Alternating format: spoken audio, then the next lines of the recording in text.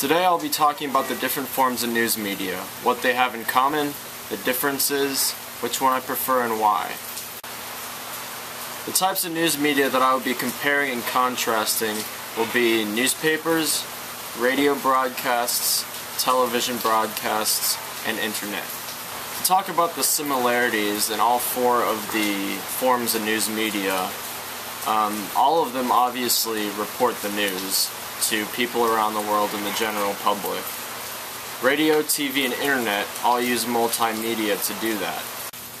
Internet and newspapers have text that you can read and also have pictures that you can look at when you're reading the stories. Also, TV will sometimes have text that goes across the screen or pops up during important points or in a story that you can read while you're watching the broadcast.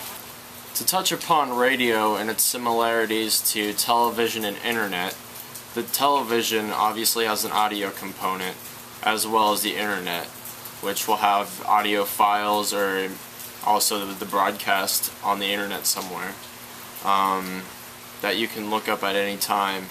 Now the differences between the four types of news media is that newspapers only has texts and sometimes will have pictures that you can look at to get the feel of the story across. Now radio, you can actually hear the person's voice who is telling the story to inject emotions and other things into the listeners. Television, you can actually see the event happening while having someone doing a commentary on it, which also helps people understand, the feel of the story.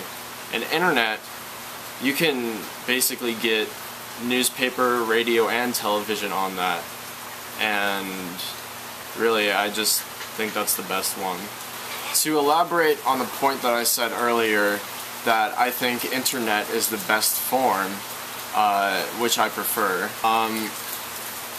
It's because, you can access newspaper, radio broadcasts, television broadcasts anywhere on the internet, and it's just a big convenience to have that because you can basically access it anywhere nowadays.